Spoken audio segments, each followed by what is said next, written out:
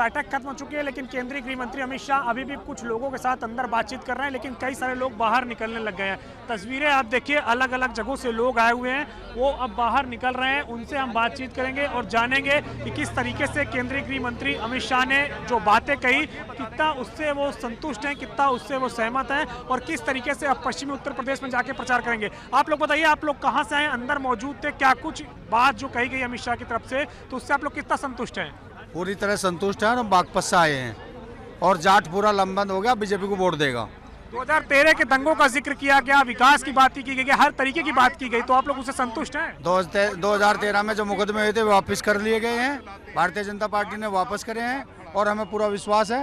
ये जो कहा इन्होंने, अब जाटों के साथ इंसाफ होगा, आरक्षण की बात भी हुई है, उन्होंने विश्वास दिलाया है कि हम आरक्षण की बात करेंगे। और अभी वोट का मामला है, वोट दीजिए और हम पे पूरा विश्वास करिए कि हम तुम्हें जो जिस बात को तुम्हें उम्मीद है वो करेंगे। ये कहा गया है कि आप बीजेपी पर विश्वास करिए, बीजेपी इनके विश्वास को पूरा करेगी। और भी कई सारे लोग हैं जिनसे हम बातचीत करेंगे और उनसे जानने की कोशिश करेंगे कि किस तरीके से आगे अगर बात करें तो जो समुदाय से वोट देने की अपील की गई। सर, आप बताइए कि खासतौर से बात करें तो 2013 के दंगों का जिक्र किया गया, तो आप लोग के ऊपर क्या असर पड़ता है इस चीज़ को लेकर के? नहीं, असर क्या है, जो दंगे हुए वो अपनी जगह थे, वो तो बात भूलने वाली है, वो भूल जाना चाहिए। लेकिन बहुत सारी चीज़ ऐसी है जो देश की समस्या हमारे सामने है, उनके ऊपर बड़े खुल के वो बोले हैं और वो बहुत अच्छा लगा है सभी को। तो क्या जो आरएलडी और समाजवादी पार्टी का गठबंधन बनना है, उससे इतर जाके आप लोग बीजेपी को वोट करेंगे? बिल्कुल 100%। ये लोग जाके वोट करेंगे। और भी कई सारे लोग बात करेंगे। सर, आज गृह मंत्री अमित शाह का संबोधन आप लोगों ने सुना, केंद्रीय मंत्री संजीव बलियान का संबोधन सुना, कितना फर्क पड़ेगा आप लोग जब जाएंगे तो जो आरएलडी और सपा का कॉम्बिनेशन बना है, तो उसका मुकाबले भाजपा किस तरीके से अब काम करेगी? देखिए साहब, एक जाट होने के नाते मैं आपको बता दूं, जाट सबसे बड़ा राष्ट्रभक्त है। बॉर्डर पे भी जाट के बच्चे, युवा, नौजवान सदा बॉर्डर पे आपको मिलेंगे, सेना में आपको मिलेंगे। और किसानी का काम भी कौन करता है? सबसे ज्यादा जाट ही करता है। तो जाट तो सबसे बड़ा राष्ट्रभक्त है। राष्ट्रभक्त उसी के साथ सदा रहता है जो राष्ट्रभक्ति का काम करता है और जो सरकार राष्ट्रभक्ति का काम करती है। आज चौधरी अमित शाह जी का आगमन हुआ, हम उन्हें चौधरी अमित शाह कहते हैं। जाट बना दिया आपने, गृह मंत्री को जाट बना दिया है। मैं आपको बता दूं किस वजह से। आज तक जाटों के लिए अगर किसी ने कुछ किया है सबसे ज्यादा, तो वो चौधरी अमित शाह के द्वारा किया गया है। 2013 के दंगों का जिक्र किया गया, तो क्या अब ये पूरा जिक्र पूरे उत्तर प्रदेश के चुनाव में खासतौर से पश्चिम क्षेत्र में होता रहेगा? देखिए 2013 के दंगों की जहां तक बात आप लोग कर रहे हैं, मुझे नहीं पता कहां किसने जिक्र कर दिया, किसने नहीं किया, लेकिन जाट उसको कभी जीवन में नहीं भूल सकता।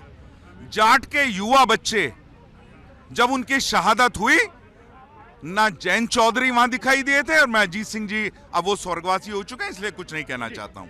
तो ये देखिए, ये सेंटीमेंट है जिसको जगाने का काम अंदर किया गया है, और साफ तौर पे कहा जा रहा है कि 2013 के दंगों को जाट कभी नहीं भूलेगा। और भी तमाम सारे यहाँ पे लोग हैं, एक एक करके हम बात करने की कोशिश करेंगे, क्योंकि यहाँ पे अभी भी अंदर बैठक चल रही है। केंद्रीय गृह मंत्री कुछ लोगों के साथ अलग से बातचीत कर रहे हैं, लेकिन कई लोग हैं जो बाहर निकल रहे हैं, उनसे बातचीत करेंगे कि किस तरीके से वो अपने तमाम सारे कामों को लेकर के और किस तरीके से यहाँ पे आए। आप लोग बताइए, आप कहाँ से आए हैं? मैं जिला सहारनपुर से आया हूँ, नकुड़ विधानसभा से। तो जो बातचीत हुई अंदर, केंद्रीय गृह मंत्री ने जो कहा, जो संजीव बलियान ने कहा, किस तरीके से आप उस बातचीत को लेकर अपने क्षेत्र में जाएंगे? ऐसा है, हमारे गृह मंत्री जी ने हमारे जाट समाज को बहुत सम्मान दिया है और पीछे भी सरकारों ने सम्मान दिया है, ऐसी बात नहीं है।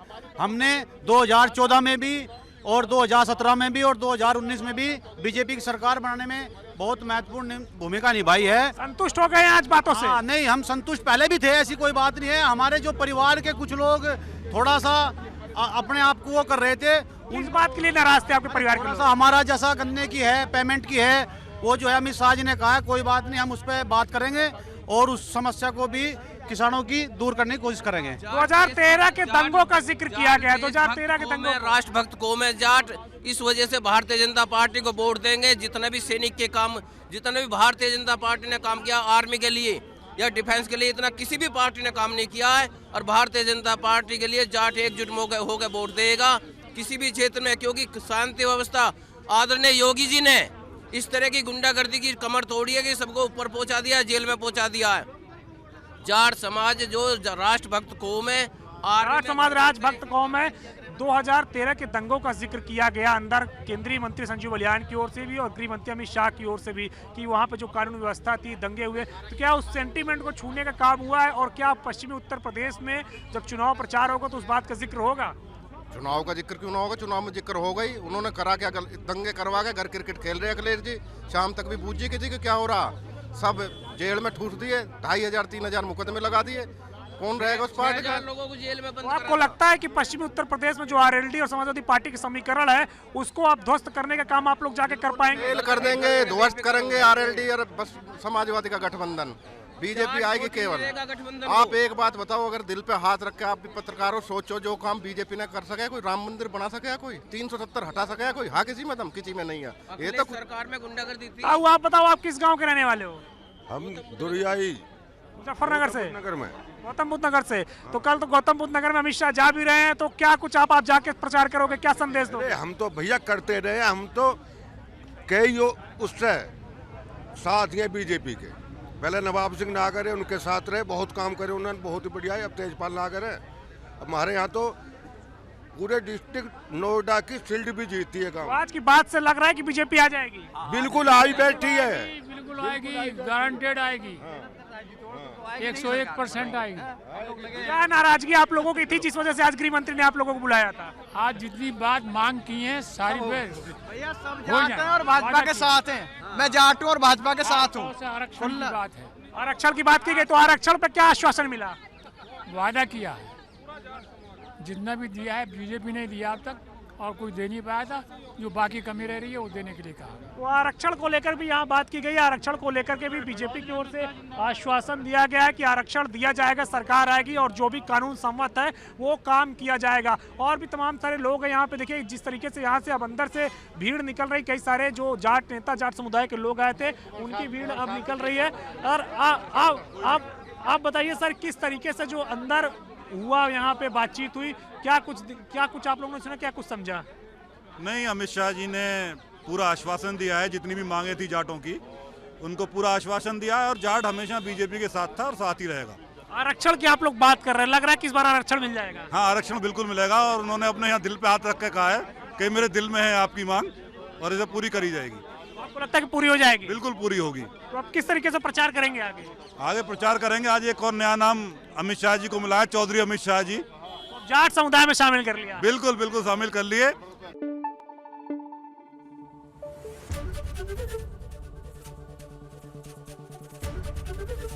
एबीपी गंगा, खबर आपकी, जुबान आपकी।